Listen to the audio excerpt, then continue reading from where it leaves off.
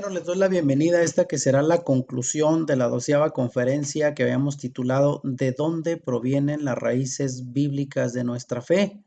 Conociendo nuestra herencia espiritual. Esta charla, a fin de que no quedara muy extensa, quise dejar en la primera parte esto que ya explicábamos, de dónde provienen las raíces bíblicas de nuestra fe. Y bueno, en la segunda parte vamos a continuar justo donde nos quedamos en la conclusión de la primera parte de esta charla, donde preguntábamos por dónde empiezo. Si quiero seguir la fe bíblica de Israel, ¿cuáles son las celebraciones y mandamientos que como creyentes en Yeshua debo de guardar? Y bueno, precisamente a partir de aquí, con esta nueva portada, ¿por dónde empiezo si quiero seguir la fe bíblica de Israel?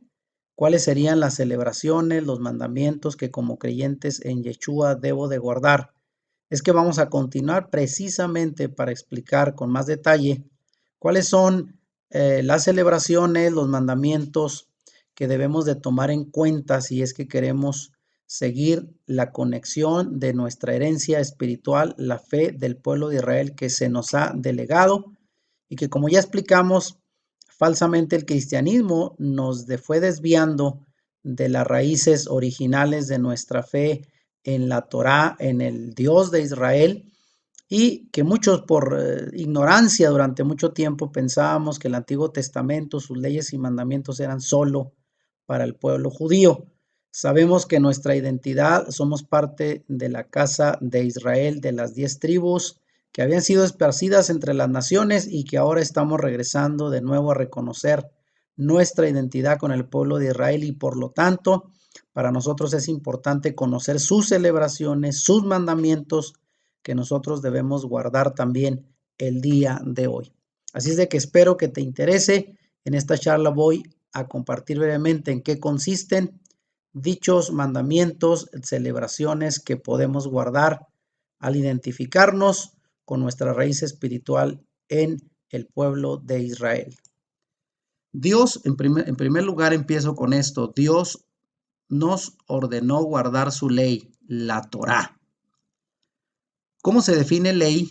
La palabra ley se ha interpretado bastante mal, por cierto.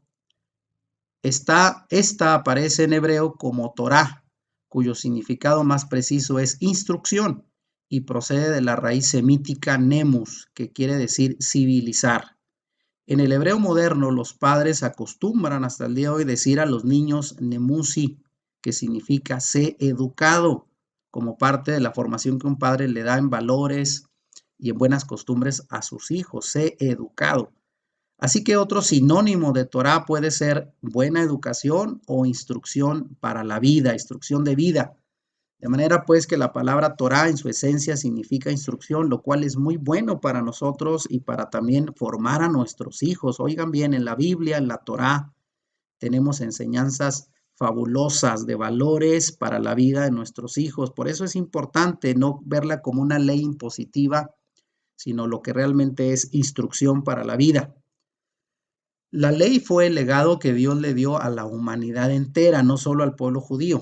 La ley fue dada para que todo ser humano que de corazón busca a Dios sepa cómo obedecerle y amarle.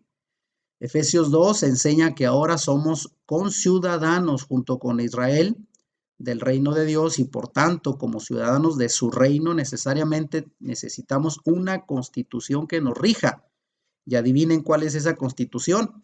Pues es la Torá, la que rige la vida de su pueblo como creyentes, para enseñarnos las normas de lo que debemos de respetar para que nos vaya bien.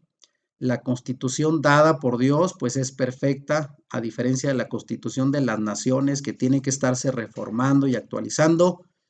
Esta constitución, la Torá, es perfecta y por lo tanto no necesita reformar o abrogar sus mandamientos.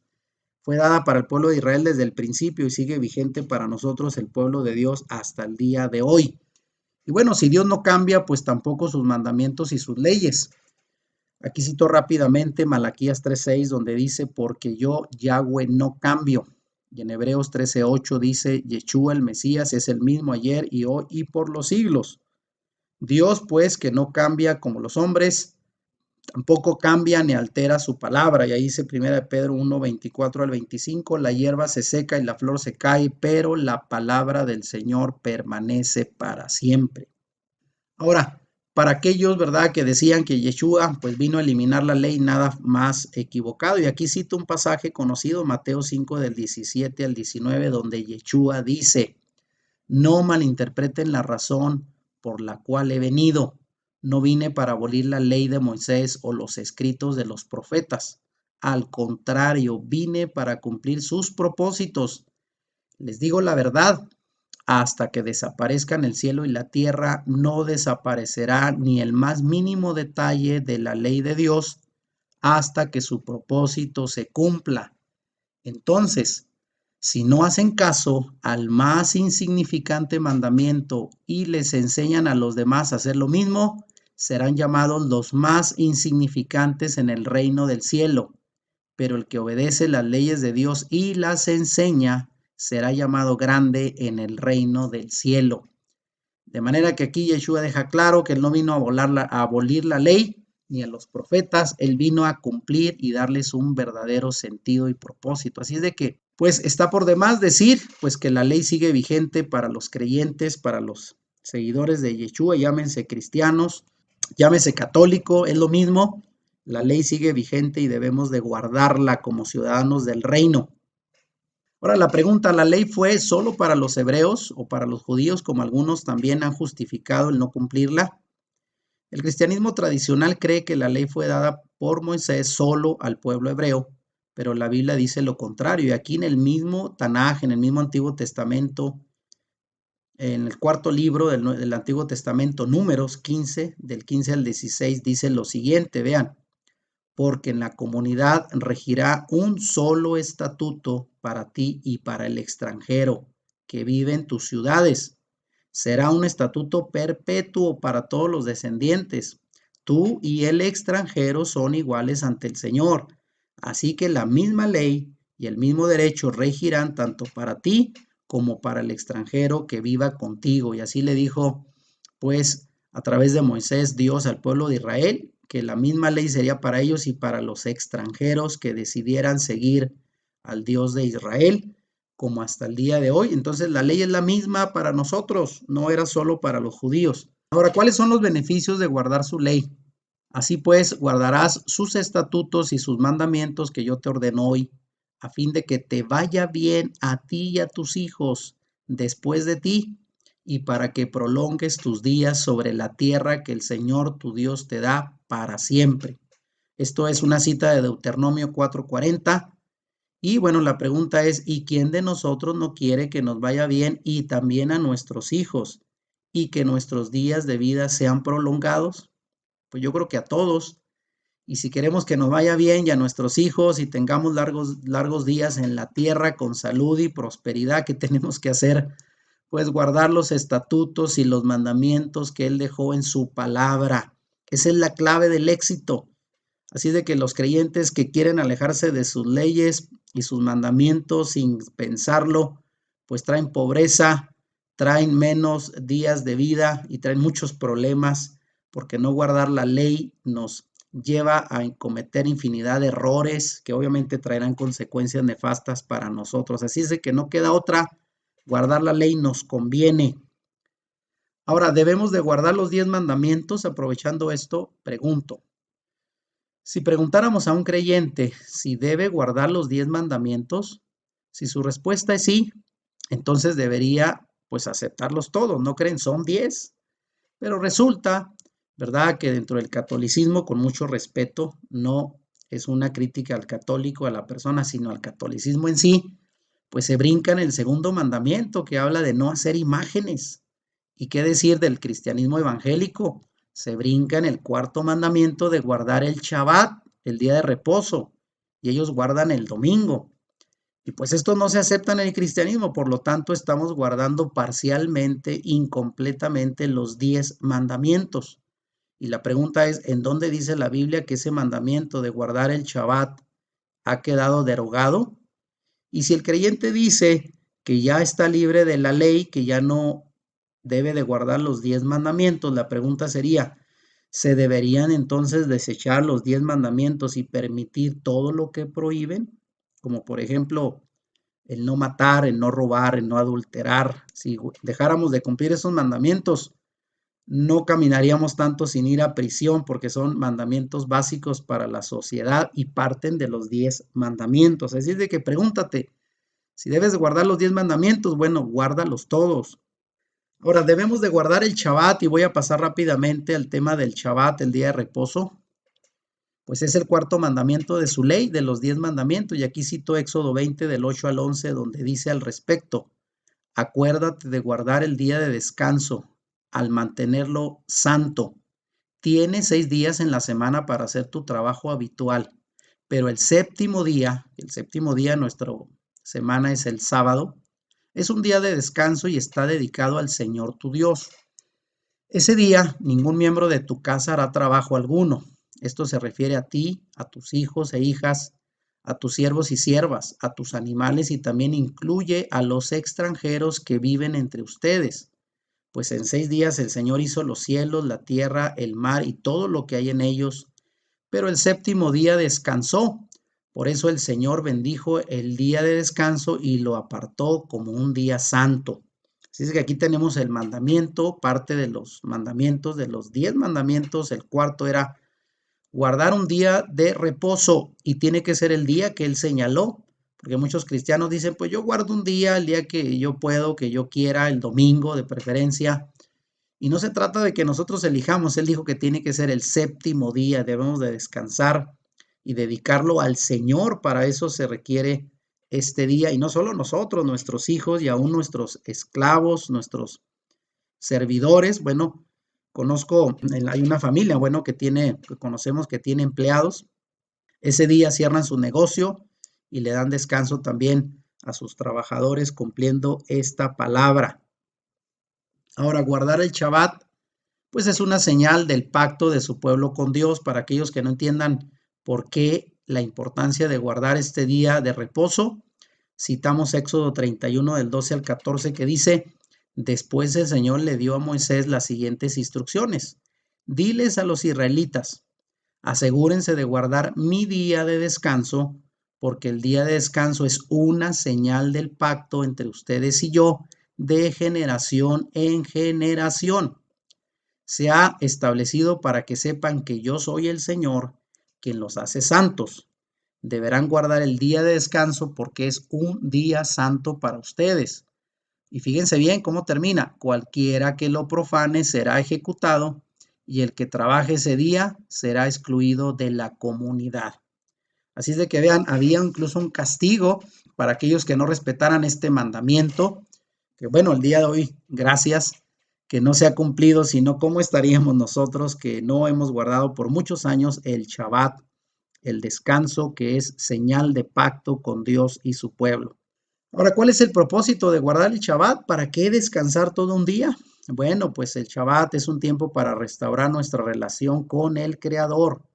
Es un día en el que se debe de alimentar nuestro espíritu, pues con oraciones, estudio de la palabra, testimonios, predicando, visitando, ayudando a enfermos o necesitados y también pues desde luego dedicándolo para convivir con nuestra familia y descansar. Por eso el mandato es 6 días tienes para trabajar y uno será de descanso.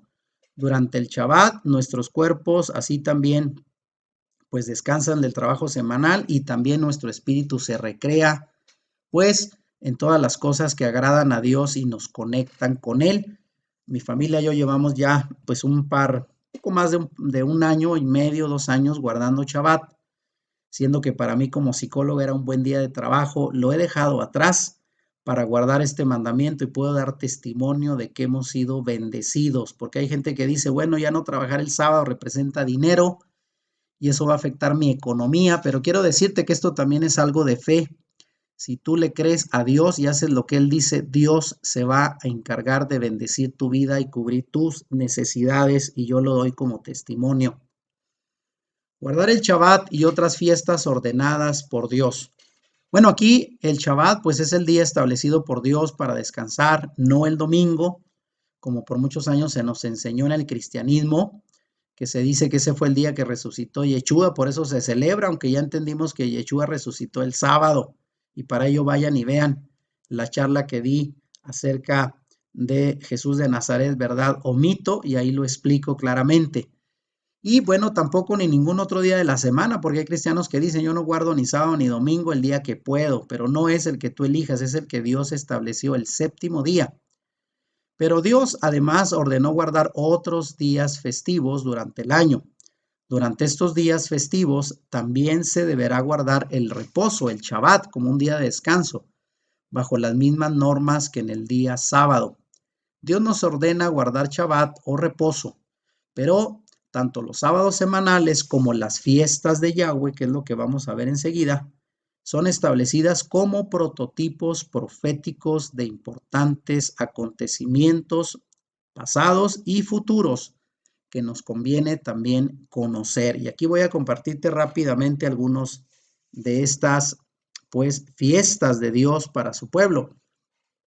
Y la pregunta es esa, ¿cuáles son las fiestas bíblicas que debo o debemos de guardar? Bueno, aquí cito Levítico 23, versículo 2, pero yo te invito a que leas todo el capítulo de Levítico 23 en el Antiguo Testamento, donde habla claramente de estas fiestas bíblicas.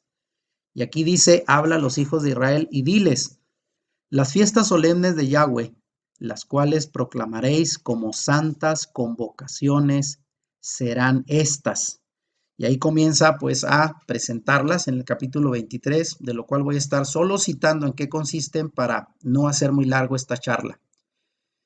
Hemos condicionado nuestras mentes por tanto tiempo para creer que las fiestas celebradas en el Antiguo Testamento son exclusivamente judías. Pero la verdad es que estas fiestas son de Dios y ahí está en el pasaje que acabamos de leer arriba y que está en color amarillo. Habla a los hijos de Israel y diles las fiestas solemnes de Yahweh. Son fiestas de Dios, no judías. Y él tuvo un propósito con ellas. Estas tienen pues un significado histórico que ya pasó, obviamente en algunas de ellas en el pasado, pero también profético, porque algunas de esas fiestas aún no han tenido su cumplimiento en Yeshua en el futuro. Y te las voy a explicar enseguida para que te sorprendas. ¿Cuál es el propósito de las fiestas bíblicas? Cuando el Todopoderoso le habló a Moisés, le dijo que eran sus fiestas solemnes. Y ahí viene la palabra fiesta del hebreo moed, y de la cual vienen los moadim. De ahí viene la raíz moed, viene los moadim, se traduce como fiestas. ¿Qué significa una cita, un tiempo señalado por Dios?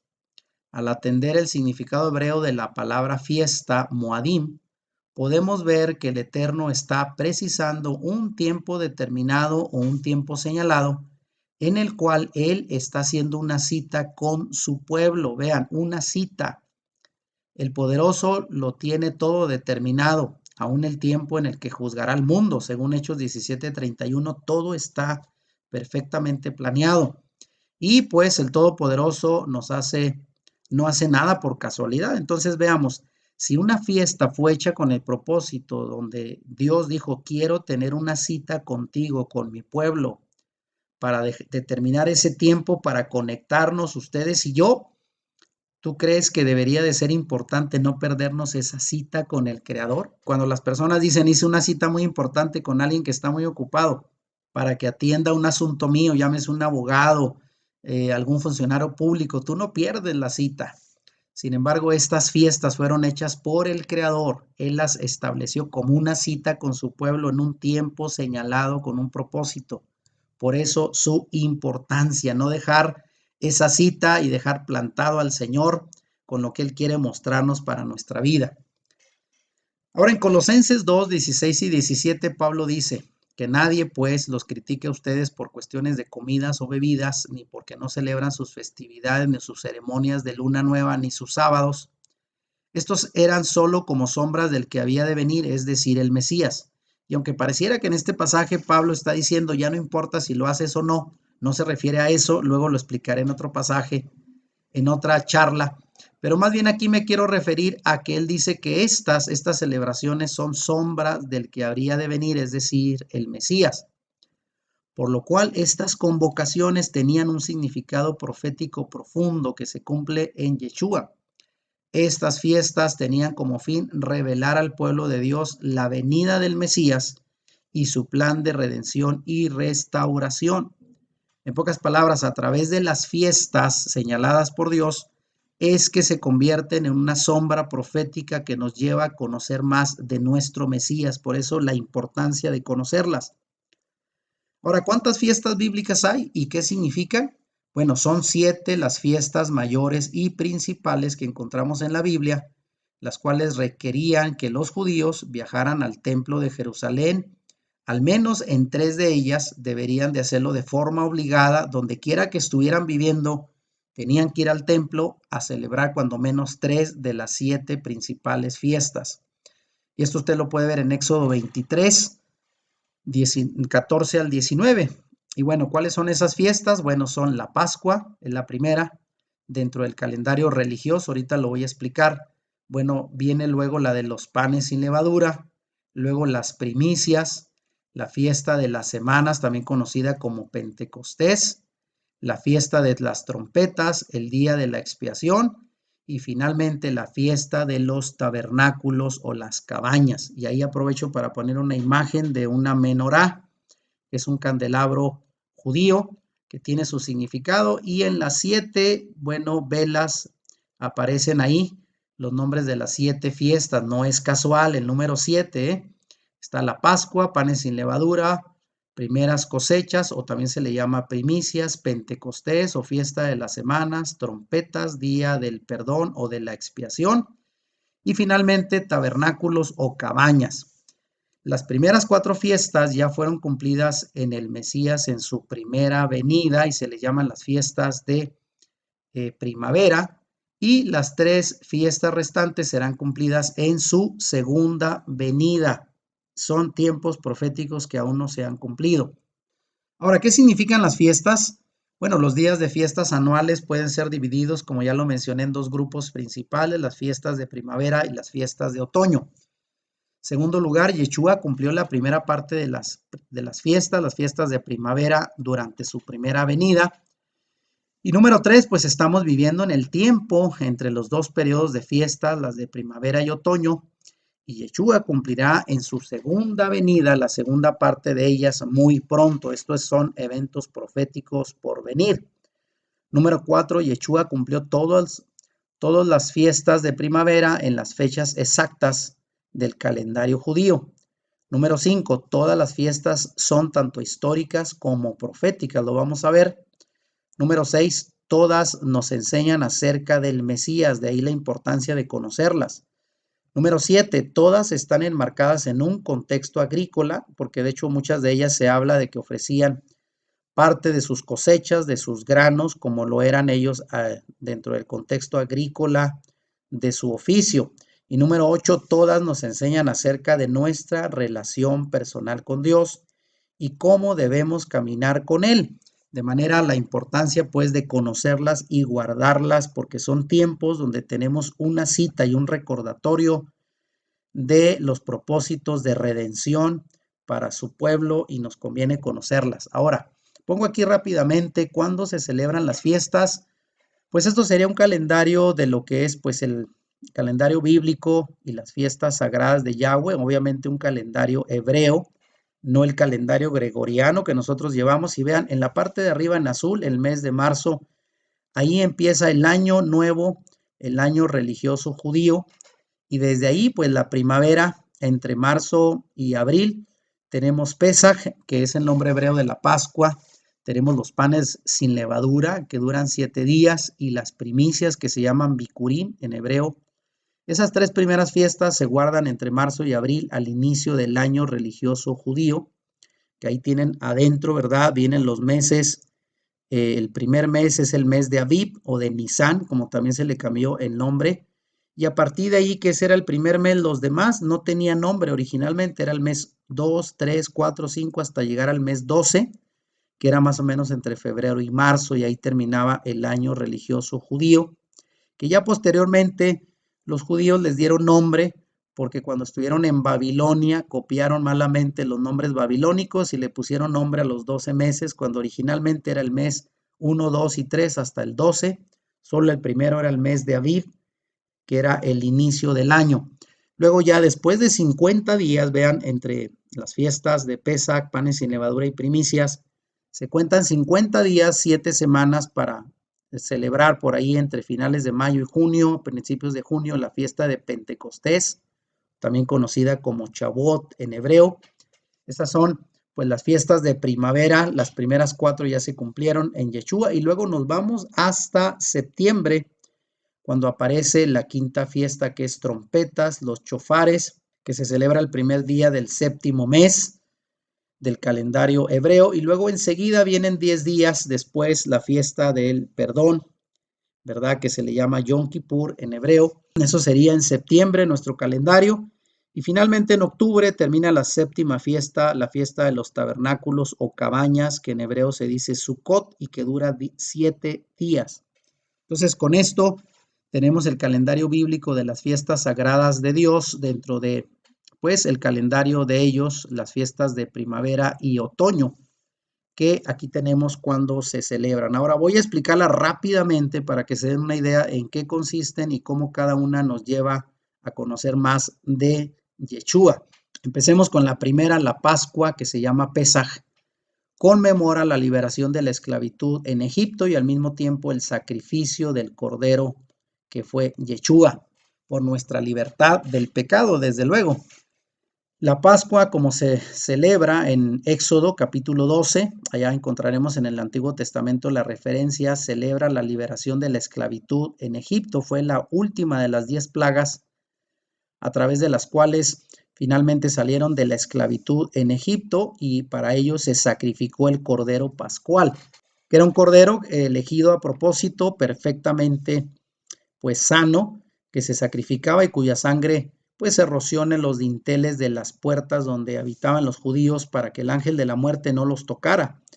Y finalmente, bueno, acabó con la vida del primogénito de los hijos de Egipto y fue la razón por la cual los dejaron salir en libertad. Pero pues entendemos que el Mesías es nuestro Cordero Pascual y ahí lo cito de 1 Corintios 5:7, donde Pablo dice, porque nuestra Pascua, que es el Mesías, ya fue sacrificada por nosotros. Hay que recordar que a Yeshua, cuando fue bautizado en el Jordán por Juan el Bautista, le dijo, he aquí el Cordero de Dios que quita el pecado del mundo, señalando que él era ese sacrificio que se ofrecía a similitud de la Pascua, pero ahora por nuestros pecados. Y tenemos en Isaías 53, del 7 al 10, pasaje bastante conocido, un pasaje mesiánico donde habla del Mesías y su sufrimiento como el cordero que iría al matadero por nuestros pecados. Bueno, los judíos tomaban un cordero el día 10 de Nisán, el día 10 de Abib, que era otro nombre para el primer mes que cae entre marzo y abril en nuestro calendario gregoriano, y lo sacrificaban el día 14, entre marzo y abril, y ese era el día de la celebración de la Pascua, y por eso pongo una imagen a mano derecha, el sacrificio del cordero representando a Yeshua sacrificado en la cruz. Y bueno, vamos a la segunda fiesta, que es la fiesta de panes sin levadura, que en hebreo es Ag Hamatzah, y que recuerda a Yeshua en la tumba. Y ahí pongo la imagen de unos panes sin levadura. Bueno, el 15 de Nisán de ese primer mes del calendario religioso, el día siguiente de la Pascua comenzaba la fiesta de los panes sin levadura, que se celebraba durante 7 días y celebraba la salida de Egipto y el viaje por el desierto, cuando Dios les envió el pan, el maná del cielo, para alimentarlos. Y bueno, la levadura, hay que entender por qué eran panes sin levadura. Bueno, la levadura bíblicamente representa el pecado. Y eso ustedes lo pueden leer en 1 Corintios 5, del 7 al 8. Yeshua fue pues sin pecado y dijo que él era el pan de vida. Aquí tenemos la similitud de una fiesta y otra. Yeshua fue sepultado ese día, vean cuando empezaba la fiesta de panes sin levadura, y representa el pan, el maná, el pan del cielo que fue guardado en el arca del testimonio, en el arca del pacto, y que no se dañó, por cierto, al pasar de los años y fue guardado para las siguientes generaciones. Entonces, el pan sin leudar significaba pues la vida santa de Yeshua sin pecado que fue guardado en la tumba durante esos días de guardar y pues que celebra Yeshua en la tumba, así como pues ellos celebraban el pan con el cual fueron alimentados en el desierto y vean la similitud de una cosa y otra. Ahora viene la tercera fiesta de primavera que son las primicias, en hebreo se dice Bikurim y que conmemora la resurrección de Yeshua. 3 días después de ser sepultado Yeshua durante la Pascua se celebraba la fiesta de las primicias o primeros frutos, que fue el día exacto en que él resucitó. Vean, no hay casualidad. Los israelitas celebraban el cruce del Mar Rojo hacia la libertad. Cada familia traía un manojo durante la celebración de esta fiesta de primicias, un manojo de cebada, al templo, los cuales representaban el primer fruto de sus cosechas, y los sacerdotes lo mecían delante de Dios como una ofrenda ante Yahweh. Y ahí pongo una imagen del sacerdote con la gavilla de los primeros frutos de cebada ofreciéndolos delante de Dios como ofrenda. Y vean, no es casual que en ese mismo día se levantó Yeshua como una ofrenda. Y ahí cito 1 Corintios 15:20 que dice: mas ahora el Mesías ha resucitado de los muertos, primicias, ahí aparece la palabra, primicias, ofrenda de los que durmieron es hecho. De tal manera que cuando Yeshua resucitó, hay que recordar que las mujeres quisieron tocarlo y le dijo Yeshua a María: no me toques, porque aún no he sido ofrecido delante del Padre. Tengo que ser primero ofrecido como una gavilla, porque para eso resucitó, para dar cumplimiento, como una primicia ofrecida como una ofrenda delante del Padre. Y no es casual que fuera el día de su resurrección, cuando en el templo se ofrecían las gavillas de cebada ofrecidas por los sacerdotes. Tenemos luego enseguida la cuarta fiesta, la fiesta de las semanas, también conocida como Pentecostés, su nombre griego, o en hebreo Shavuot, y se conmemora la entrega de la ley en el monte Sinaí y al mismo tiempo la venida del Espíritu Santo. Después de las primicias, pues se cuentan 7 sábados, 49 días, y al día siguiente, el día 50, que eso significa penta, es en ese día, domingo, por cierto, se celebra la fiesta de las semanas o Pentecostés. ¿Qué significa el día 50? Esta fiesta conmemora el día que el Creador bajó al monte Sinaí para establecer el pacto con su pueblo, dándole las leyes a través de Moisés. Esto lo encontramos en Éxodo 19. Ese día Yahweh descendió sobre el monte Sinaí en fuego, y hubo truenos y relámpagos y sonido de bocina muy fuerte y un gran estruendo. Esto lo vemos en Éxodo 20:18. De hecho, el monte Sinaí tembló por el estruendo de la presencia de Dios que estaba otorgando este pacto a través de su ley con el pueblo hebreo. Y hubo relámpagos, truenos y sonido fuerte de bocina. Y ustedes podrán encontrar que hasta el día de hoy el monte Sinaí, que está en Arabia y fue descubierto décadas atrás, todavía tiene quemado toda la parte alta del monte donde el fuego de Dios quemó y calcinó las piedras, y ese testimonio se guarda hasta nuestros días. Pero ¿qué significa que la entrega de la ley haya sido pues dada a través de este fenómeno poderoso de parte de Dios sobre aquel monte? Bueno, en la fiesta de las semanas, después de la resurrección del Mesías, se encontraban reunidos en oración 120 creyentes en el aposento alto, y esto lo ratifica el libro de los Hechos capítulo 2. Y de repente dice el relato que vino del cielo un estruendo como de un viento recio, y el ruido llenó toda la casa. Se les aparecieron lenguas repartidas como de fuego, asentándose sobre cada uno de ellos, dice Hechos 2 del 1 al 6 en el Nuevo Testamento. Yahweh establecía así un nuevo pacto con su pueblo a través de su Hijo Yeshua, y mediante el poder del Espíritu Santo, los creyentes recibieron su Torá en nuestros corazones y el deseo de hacer su voluntad.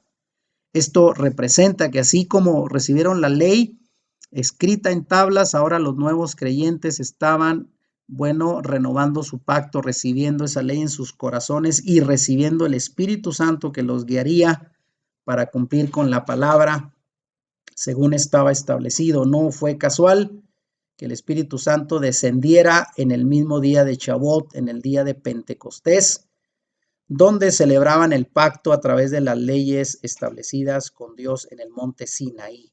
Casualidad no lo es, y esta cuarta fiesta también ya se cumplió en el Nuevo Testamento con los nuevos creyentes. Ahora, 4 fiestas ya fueron cumplidas por el Mesías. En las 4 anteriores fiestas se celebraban en la primavera y fueron cumplidas literalmente en la primera venida del Mesías. Luego, entre primavera y otoño hay un espacio largo de tiempo, tiempo en el que vivimos hoy, y las 3 que siguen, que se celebran en otoño, serán cumplidas en el regreso de nuestro Mesías Yeshua y serán los tiempos proféticos finales que aún nos esperan. Y voy a explicarlas enseguida. Empezamos con la quinta fiesta, la primera fiesta de otoño, la fiesta de trompetas, llamada en hebreo Yom Teruah, que conmemora la coronación del Mesías. Esta fiesta se le conoce con varios nombres. Yom Teruah, día de despertar por el sonar de la trompeta, del shofar. Luego tenemos enseguida la trompeta, que es pues el shofar, el cuerno de carnero, que también se le reconoce también esta fiesta como Hamelech, que es la coronación del Mesías, porque justo en estas fechas era cuando se coronaban los reyes, vean, casualmente, ¿eh? Y como Yom HaZikaron, que también se le conoce como el día en que el Creador recuerda a la humanidad sus mandamientos. Y también se le conoce como Yom Hadin, que es un día del gran juicio, lo que nosotros llamamos el día de juicio final. También se relaciona con esta fiesta de trompetas y en todas, las anunciaciones de los tiempos proféticos en Apocalipsis vienen acompañadas del shofar, del toque de la trompeta. Y según las enseñanzas hebreas, pues es la advertencia de un juicio por venir. Y bueno, no es casual que Yeshua vendrá también al toque del shofar, al toque de la final trompeta, aparecerá en escena en su segunda venida para venir a ser coronado como el Mesías durante esta celebración. Bueno, tenemos la segunda fiesta de otoño, que es la fiesta de expiación, también llamada en hebreo Yom Kippur, y que es un día de arrepentimiento y perdón para su pueblo. Es el día más sagrado del año judío, es conocido como el día de la expiación, del perdón y del arrepentimiento de corazón. Ese día es día de aflicción y de ayuno, última oportunidad para reconciliarse con Dios según el calendario religioso, y esto se hace el día 10 del mes séptimo, el mes de Tisrei del calendario judío. Y los días siguientes se les conoce también como los días temibles o de asombro, los días del juicio final, donde se cree que comparecerán las naciones, más bien dicho, a ser enjuiciadas.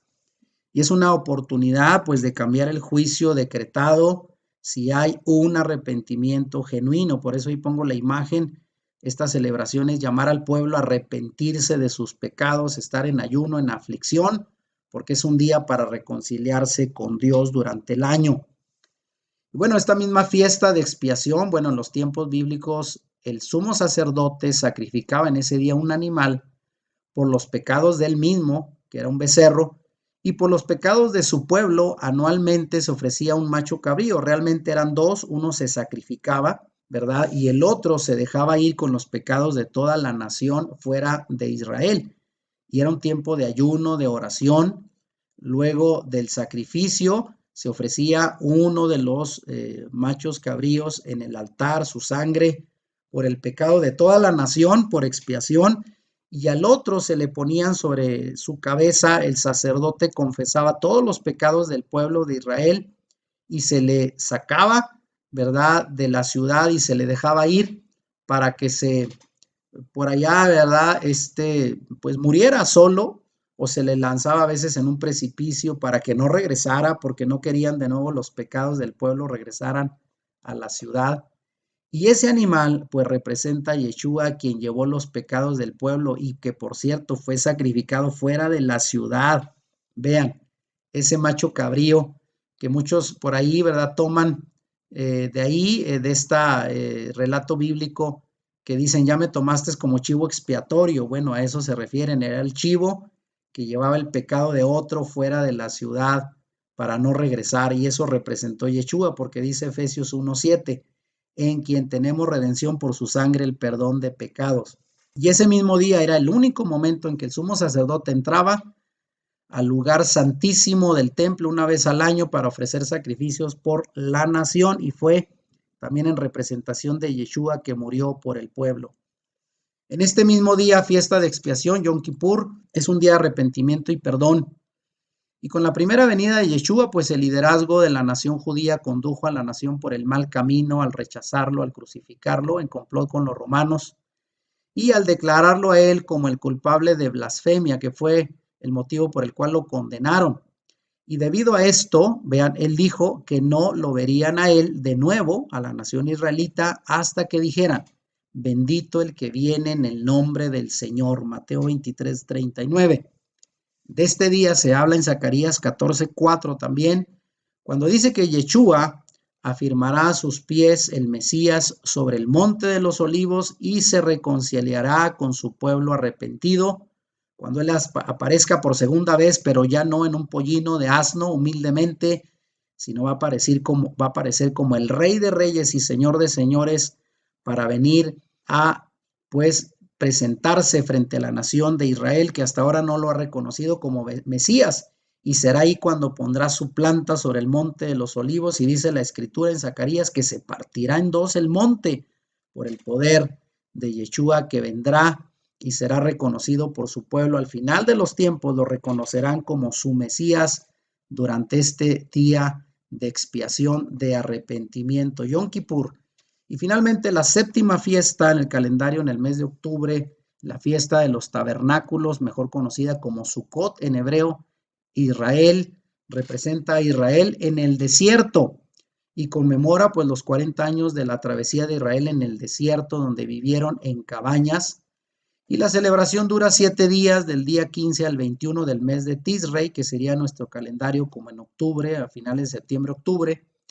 Y el pueblo hebreo debe construir una choza con ramas, una enramada, y vivir en ellas para recordar que vivieron bajo el cuidado de Dios durante los 40 años en el desierto, recordando así en esos 7 días que viven en carpas y todavía en enramadas lo hacen en el pueblo de Israel hasta el día de hoy, recordar así la fidelidad y protección que Dios tuvo con ellos. Todos deben regocijarse por la protección sobre su pueblo y por la cosecha de los frutos que les guarda en esa temporada. Así es de que Dios los cuidó en el desierto, viviendo en cabañas por 40 años, y esto lo recuerdan en Sukkot o tabernáculos. Pero bueno, también en esta misma fiesta podemos conocer y recordar a Yeshua a través de sus fiestas, porque pues en esta misma celebración Yeshua nos recuerda que vendrá en el milenio, oigan bien, a establecer su reino. Yeshua nació precisamente en esta misma fiesta, en la fiesta de tabernáculos, no nació en diciembre, ya lo hemos comprobado, y nació en una sucá, ¿verdad? No fue en un pesebre, sino en una de estas enramadas donde él nació, recordándonos que él se hizo tabernáculo entre su pueblo para habitar en él. Y esta fiesta anuncia el gozo del reinado mesiánico de justicia y paz durante el periodo llamado del milenio, el reino de 1000 años que están establecidos en Apocalipsis, siendo paralelo a la entrada de Israel a la tierra prometida luego de los 40 años en el desierto. En el milenio todos los moradores de la tierra subirán a Jerusalén a celebrar la fiesta de los tabernáculos, según dice Zacarías 14, del 16 al 19. De tal manera que esta fiesta de Sukkot, de las cabañas, nos representa el pueblo de Israel y el pueblo creyente viviendo durante el milenio un reinado de justicia y paz, siendo cubiertos por el Mesías, que será pues nuestro gobernante durante estos años de protección, los 1000 años que estarán ya anunciados por cumplir en tiempos finales, y esto representa la fiesta de Sukkot para los creyentes. Bueno, la relación de las fiestas bíblicas con el plan de redención de Yeshua es muy obvio. Cuando se ignora el propósito y significado de las fiestas bíblicas, se ignora mucho de las acciones proféticas del ministerio terrenal de Yeshua y sobre todo los eventos esperados cuando regrese de nuevo para completar su plan de redención al final de los tiempos. Todas las riquezas de estas fiestas no las habíamos perdido por el solo hecho de haber pensado que estas fiestas no eran para nosotros, sino para los judíos. Pero ahora podemos también celebrarlas. Así es de que muy importante, también son para nosotros y no debemos de perdérnoslas más. Ahora, ¿qué piensan las personas cuando hablan sobre las raíces hebreas de la fe? Y con esto estoy casi terminando. Cualquiera que busca sobre el tema, incluso por internet, encontrará muchas páginas sobre el asunto, unos hablando a favor y otros en contra, desde luego. De los que hablan de manera negativa lo tildan de ser una secta o un grupo de judaizantes. ¿A qué se refieren con judaizantes? Que por cierto es una palabra que solo aparece una vez en la Biblia y se refiere al primer grupo de creyentes del judaísmo que intentaban imponer, pues era un grupo de judíos en la iglesia primitiva que afirmaban que la circuncisión y la observancia de la ley eran necesarias para la salvación y trataban de imponerlas a los gentiles recién convertidos. Eso era el grupo de judaizantes en el primer siglo, pero nada que ver con raíces hebreas y lo vamos a explicar rápidamente. Algunos, de hecho, de eso nos tildan de ser una secta, un grupo de judaizantes. Bueno, esto nos lleva pues al desconocimiento que hay en el cristianismo del movimiento de raíces hebreas. Algunos cristianos expresan su profunda preocupación, quizás algunos con sinceridad, por la supuesta amenaza que representa este movimiento al cristianismo tradicional y se dedican a exponer lo que para ellos constituye una herejía peligrosa.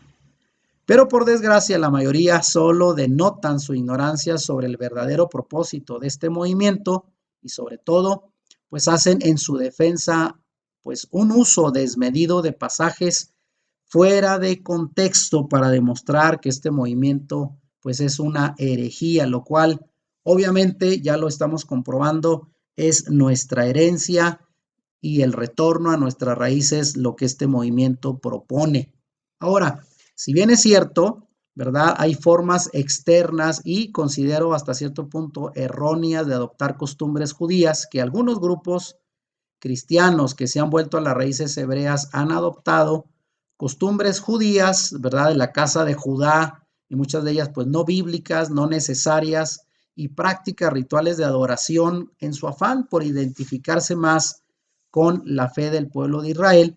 Algunos, por ejemplo, han decidido usar la kipá, que es esa pequeña cubierta redonda para la cabeza, como ahí presento en esta ilustración, ¿verdad? Otros se ponen los tefilín, que son tiras de cuero que amarran algunos versos bíblicos al brazo durante la oración, y aunque bíblicamente pues se recomendaba esto en la Biblia para recordarnos siempre la palabra, y otros hasta se cubren con el talit, que es un manto de oración, que si bien es cierto son prendas importantes de identidad para los judíos, no son como que algo necesario para la salvación, nada tienen que ver, son simplemente costumbres judías, parte de ciertos ritos de adoración que si bien no los satanizamos ni tampoco decimos que esté mal hacerlos, pero pues no son necesarios y es la forma externa en que muchos cristianos han abrazado las raíces judías, yéndose quizás al extremo de adquirir ciertos rituales y costumbres no necesarias.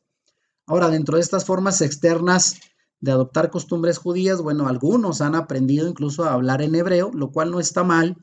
Si lo haces, obviamente no por arrogancia ni para hacer sentir mal a los demás, sino para conocer más las escrituras.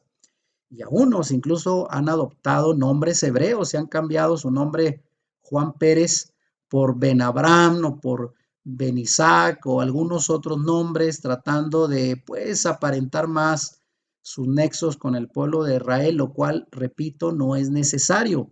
Otros expresan sus raíces hebreas por medio de la danza davídica de adoración, lo cual, repito, está bien, siempre y cuando pues no queramos con esto, de alguna manera hacernos sentir distintos en apariencia solamente, pero todo esto es solo, repito, expresiones externas y no representan necesariamente, en mi opinión, la única manera de identificarse con las raíces hebreas de la fe de Israel. Realmente lo que queremos es, bueno, lo que en verdad representa el movimiento de raíces hebreas y el deseo de Dios es que vayamos más allá de esos símbolos externos.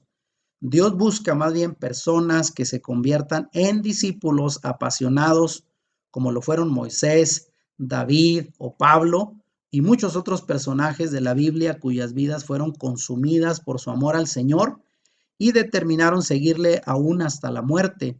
sin importar cualquiera de esas costumbres o ritos externos. Entregaban sus corazones sin reservas a Dios y sus vidas eran ejemplo de ardiente amor, ferviente obediencia y sincera humildad. Y ese es el verdadero mensaje de las raíces hebreas, que volvamos a la raíz de nuestra fe, de nuestras creencias, sí que celebremos el Shabbat que está ordenado, sí que cumplamos y celebremos las fiestas bíblicas, sí que guardemos pues la dieta establecida por la Torá y muchos otros valores que hemos perdido, pero sin necesariamente llegar a convertirnos solo en cumplidores de ritos, de mandamientos y muchos de ellos no bíblicos, que es parte de ese riesgo de muchos grupos que han caído en querer demostrar sus raíces hebreas solo de manera externa, lo cual, repito, no juzgamos, no criticamos, pero hacemos el señalamiento de que no es necesario. Bueno, terminamos con esta pregunta. ¿Qué piensas ahora que sabes de dónde provienen las raíces bíblicas de tu fe en Yeshua?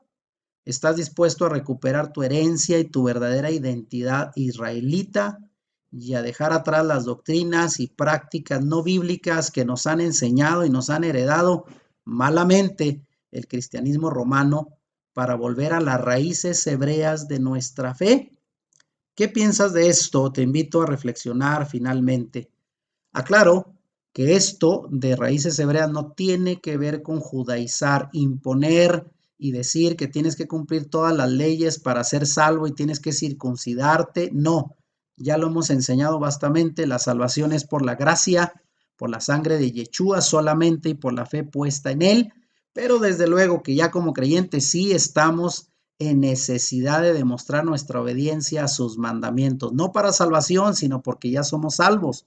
Entonces no tiene que ver con judaizar porque nuestra identidad es con la casa de Israel y no fomentamos prácticas y rituales judíos que, bueno, muchas de ellas no son bíblicas y representan a la casa de Judá, que es diferente, hay que entender, y ya lo vimos en la enseñanza de identidad, la casa de Judá ha adquirido pues tradiciones diferentes a la Biblia y no nos identificamos con la casa de Judá, sino con la casa de Israel.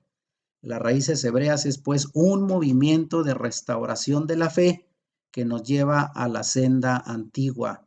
Jeremías 6:16 dice, y con esto termino, así dijo Yahweh, párense en los caminos y miren y pregunten por las sendas antiguas cuál sea el buen camino y caminen por él y hallarán descanso para su alma. Mi interés en esta conferencia ha sido demostrar que nuestras verdaderas raíces de fe provienen del pueblo de Israel. Ahora, muchos creyentes en Yeshua estamos regresando a nuestra herencia en la fe original del pueblo elegido de Israel y te invito igualmente a ti a hacer lo mismo, al menos considerar esta enseñanza para que conozcas dónde está nuestra herencia espiritual, en dónde están nuestras raíces de fe en el pueblo de Israel y su Torá. Hasta aquí el tema de hoy. La pregunta es qué fue lo nuevo que aprendiste y cómo te sientes con esta nueva información. Te invito a suscribirte a nuestro canal y a dejar tus comentarios sobre esta charla y toda la serie, que con esto terminamos la 12ª conferencia, esperando haya sido de utilidad para tu vida. Muchas gracias por tu atención y bendiciones.